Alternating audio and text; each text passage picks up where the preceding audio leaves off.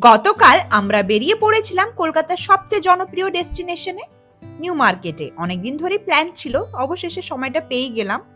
সবচেয়ে প্রথমে আমরা ঢুকে পড়লাম শ্রী লেদার্সে।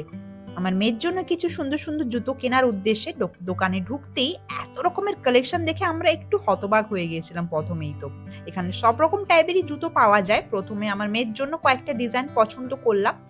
কোনোটা রং খুব সুন্দর তো কোনোটা সাইজ হলো না, কোনোটা সাইজ ঠিক তো ডিজাইন ঠিক মনে ধরলো না। এইভাবে একের পর এক জুতো ট্রাই করতে লাগলাম। সেলস এক্সিকিউটিভও খুব ধৈর্য ধরে আমাদেরকে একের পর এক অপশন দেখাচ্ছিলেন।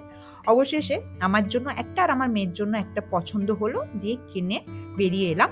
আর এখানে নিউ মার্কেটে এসছি আর এখানকার বাকি সবগুলো দেখবো না তা কি করে হয়। তাই বাইরে বেরিয়েই নজরে পড়লো এই সুন্দর সুন্দর কিউট কিউট দেখতে পটলিগুলি।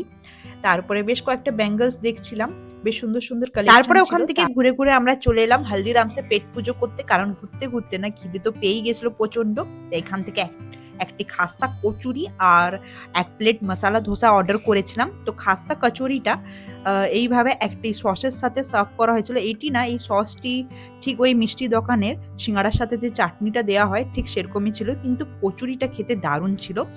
তারপরে এলো মশলা ধোসাটাও খেতে দারুণ ছিল, বেশ ক্রিস্পি ক্রিস্পি হয়েছিল। এখানে না মশলাটা না আলাদা করে প্লেটে সার্ভ করা হয়েছিল, মানে মশলাটাকে ওই ধোসার ভেতরে দেওয়া হয়নি, তবে টেস্ট কিন্তু দারুণ ছিল।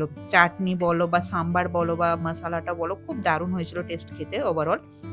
তারপরে খেয়ে পেট ভরে আমরা বাইরে বেরিয়ে এলাম। বাইরে বেরিয়ে এসে দেখি হালদিরামসের ঠিক পাশেই রয়েছে হালদিরামস এক্সপ্রেস।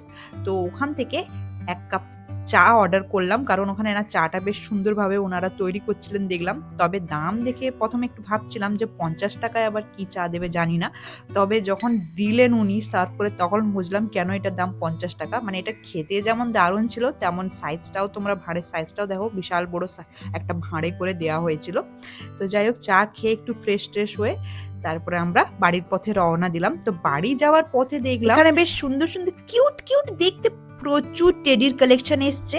টেডি এখানে বরাবরই পাওয়া যায়, কিন্তু এখন যেহেতু ভ্যালেন্টাইন উইক চলছে তাই এখানে টেডির কালেকশন প্রচুর ছিল। তো এইসব টেডি দেখতে দেখতে আমরাও বাড়ির